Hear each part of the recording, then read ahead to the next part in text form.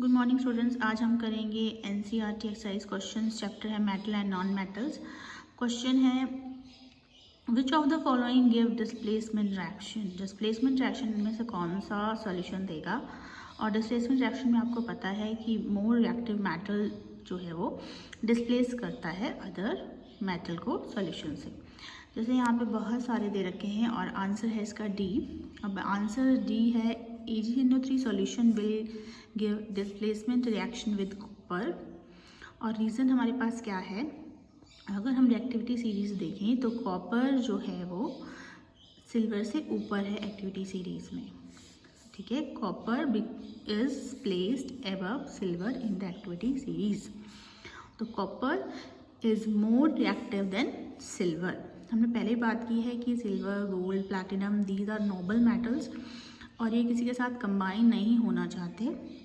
जैसे यहाँ पे ये कंबाइन हुआ है NO3 के साथ, तो जैसे ही हम कॉपर मेटल को इसके सॉल्यूशन में डालेंगे तो AgNO3 में से Ag मतलब सिल्वर डिस्प्लेस हो जाएगा कॉपर से, क्योंकि copper is more reactive than silver.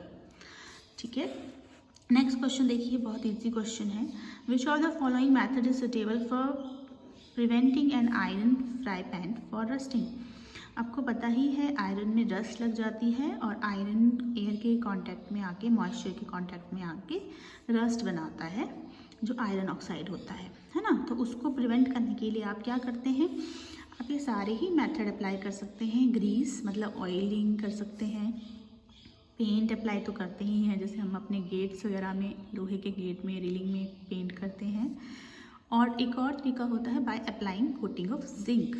या तो हम जिंक की उसके ऊपर कोटिंग लगा दें या तो फिर सारे ही। तो ये सारे ही मेथड जो हैं वो रस्टिंग को प्रिवेंट करने के लिए हैं।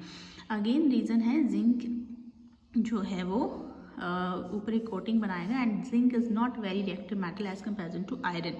तो इसकी रस्टिंग जो है वो रुक जाएगी आयरन की, और जिंक करोजन तो होगी।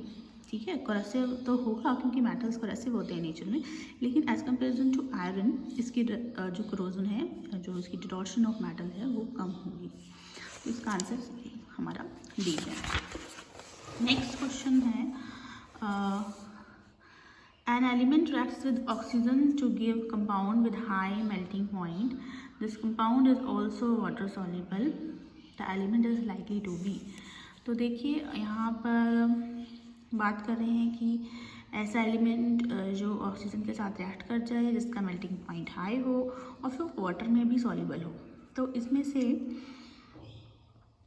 कैल्शियम जो है, ये जितने भी हैं ये नहीं करेंगे। Calcium is combine with oxygen to form calcium oxide और इसका मेल्टिंग पॉइंट भी बहुत हाई होता है और ये वाटर में डिजोल्व होकर कैल्शियम हाइड्रोक्साइड देता है। रिएक्शन है हमारे पास Ca+O2 gives calcium oxide CaO और ये वाटर के साथ रिएक्ट करके कैल्शियम हाइड्रोक्साइड देता है जो वाटर में सॉल्युबल होता है। तो इसका आंसर है हमारा D. Okay, food can be coated with tin not with zinc because. अब फूड को केन्स जो होते हैं हमारे पास, जो डब्बे रहते हैं वो टिन से कोट किए जाते हैं, ना कि जिंक से। तो आंसर तो इसी में छुपा है कि टिन से क्यों करेंगे। जैसे वहाँ पे हम आयरन को जिंक के साथ किया, यहाँ पर हम टिन के खाने के डब्बे जो हैं वो टिन के होते हैं, उनको हम जिंक से नहीं करेंगे क्योंकि zinc is more reactive than tin, है ना। तो टिन की जो करोजन है वो बहुत कम होती है और जिंक के कंपैरिजन में। तो zinc is more reactive than tin and will react with organic acids present in food to form poisonous compound. तो जिंक जो है वो रिएक्टिव है, उसकी करोजन भी हो सकती है। और साथ ही साथ हमने एक और चीज़ पढ़ी है कि जितने भी मेटल्स हैं रिएक्टिव मेटल्स, वो एसिड के साथ रिएक्ट करके सॉल्ट्स बनाते हैं जो पॉइजन भी हो सकते हैं। तो इसलिए टिन की कोटिंग की जाती है। तो इसका आंसर है हमारा सी। तो ये 1 मार्क्स के क्वेश्चन थे MCQs टाइप जो हमने किए। अब नेक्स्ट क्वेश्चन देखिए, you are given a hammer, a battery, a bulb, wires and switch. How would you use them to distinguish between samples of metal and non-metal? Assess the useful usefulness of these tests to distinguish between metals and non metals. Okay, तो आपके पास hammer दे रखा है, battery दे रखी है, bulb, wire, switch. तो मतलब इस तरह से अगर आपको सामान दे रखा है तो वो चाहते हैं कि आप एक सर्किट डायग्राम बनाएं या सर्किट बनाएं। तो सर्किट बनाने के लिए आप जो चीज़ें आपको दे रखी हैं मेटल और नॉन मेटल उनको यूज़ कर सकते हैं। तो आप देखोगे सबसे पहले कि हैमर से अगर हम बनाएंगे कोई प्लेट जिसमें से हमें करंट पास करवाना है, क्योंकि हमारे पास बैटरी भी है, बल्ब भी है, वायर, स्विच सब हैं, तो हम एक सर्किट बना सकते हैं। तो मेटल जो हैं वो बहुत अच्छे से हमें पता है क्या करते हैं, मैलिएबल हैं और शीट्स में चेंज हो जाते हैं। तो इसकी प्लेट बहुत ईजिली बनेगी as comparison to non metals. उसके बाद हम एक सर्किट बना के इसकी प्लेट्स जो हमने बनाई हैं उनको बैटरी, एक बल्ब और वायर और स्विच के साथ जोड़ देंगे, और जैसे ही हम स्विच ऑन करेंगे और बैटरी ऑन हो जाएगी तो हम देखेंगे कि वायर के थ्रू और जो प्लेट्स हमने बनाई हैं उसके थ्रू करंट पास होगा और बल्ब जलेगा। पर किस केस में करेगा? वो सिर्फ मेटल के केस में, जो हमने मेटल की प्लेट बनाई है ना, क्योंकि non metals are not a good conductor of heat and electricity. तो यहाँ पे वही आंसर दे रखे हैं कि यूज़फुलनेस तो इस टेस्ट की यही हो सकती है कि हम बता सकते हैं ईजिली कि मेटल कौन सा है इसमें सैम्पल में और नॉन मेटल कौन सा है, और हम ये भी बता पाएंगे कि मेटल जो हैं they are good conductor of electricity. तो ये है इसका answer. With the help of hammer convert both metal and non metal solid in the form of plates. Now construct a cell in both the cases using these plates as electrodes. Okay, or and switch on the current. If bulb glow, this means that electrodes are of metal. In case it does not glow, this means that electrodes are non-metals. तो ये चीज़ आप ध्यान में रख सकते हैं, और इसका जो यूजफुलनेस है उससे हमें पता चलेगा metals are always good conductor of electricity while non metals are not.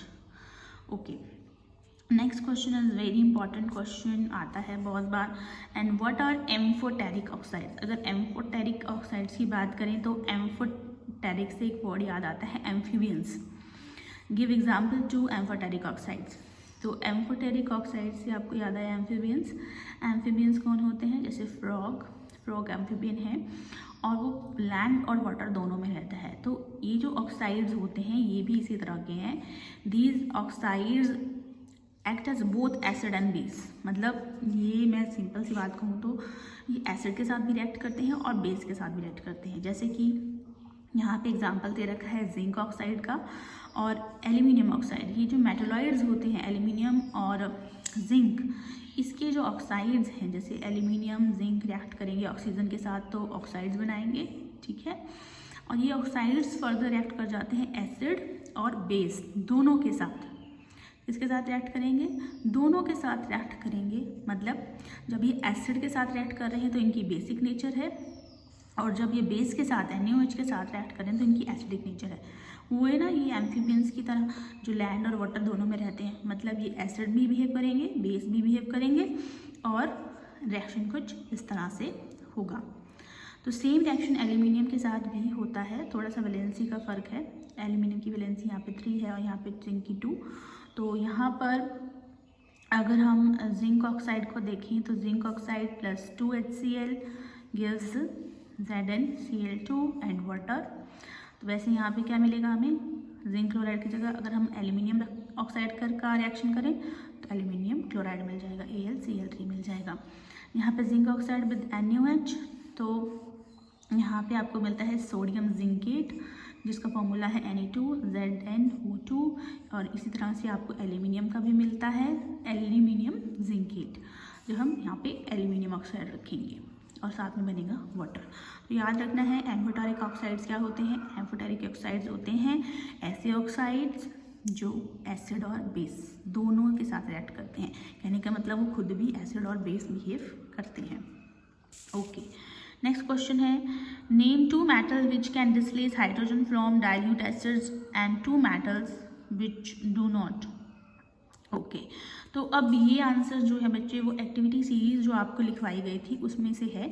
आप ध्यान में रखिएगा जो हाइड्रोजन से अबव एलिमेंट्स हैं, हाइड्रोजन से अबव एलिमेंट हैं वो हाइड्रोजन को डिस्प्लेस कर सकते हैं, क्योंकि वो एक्टिविटी सीरीज़ में हाइड्रोजन से ऊपर है। जैसे सबसे ऊपर तो सोडियम, पोटाशियम और यहाँ पे कैल्शियम भी लिखा है, तो यही है।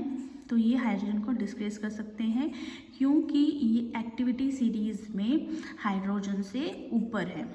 और नीचे कौन है हाइड्रोजन से? Copper, silver, gold, platinum. तो ऐसे एलिमेंट्स जो हाइड्रोजन से नीचे हैं एक्टिविटी सीरीज़ में, मतलब जिनके कंपैरिजन में हाइड्रोजन रिएक्टिव है, मतलब सीरीज़ का मतलब क्या है, डाउन द सीरीज़ जब हम जाते हैं तो रिएक्टिविटी क्या करती है? डिक्रीज़ करती है ना। तो हाइड्रोजन से नीचे जो एलिमेंट्स हैं उसका मतलब क्या है कि वो हाइड्रोजन के कंपैरिजन में लेस रिएक्टिव है। तो जो चीज़ लेस रिएक्टिव है वो उसको डिस्प्लेस नहीं कर पाएगी, मतलब जो कम शक्तिशाली है वो ज़्यादा शक्तिशाली को कैसे हटा पाएगी या हरा पाएगी। उसी तरह से हाइड्रोजन के नीचे जो एलिमेंट्स हैं, हालांकि वो मेटल्स हैं बट इतने रिएक्टिव नहीं हैं, तो वो हाइड्रोजन को डिस्प्लेस नहीं कर सकते। तो एक्टिविटी सीरीज़ में आप ध्यान में रखना, हाइड्रोजन जो है उससे अबव वाले एलिमेंट्स हाइड्रोजन को डिस्प्लेस कर सकते हैं और हाइड्रोजन से नीचे वाले नहीं कर सकते हैं। तो यहाँ पे आपके पास एग्जांपल दे रखे हैं कॉपर और सिल्वर और सोडियम और कैल्शियम जो हाइड्रोजन को डिस्प्लेस कर देंगे।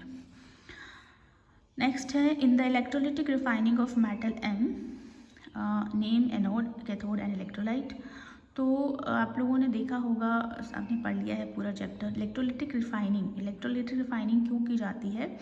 इलेक्ट्रोलिटिक का मतलब होता है इलेक्ट्रिसिटी पास करके लिसिस करना, लिसिस मतलब तोड़ना किसी चीज़ को, और रिफाइनिंग का मतलब है प्योर चीज़ लाना, रिफाइन करना किसी को।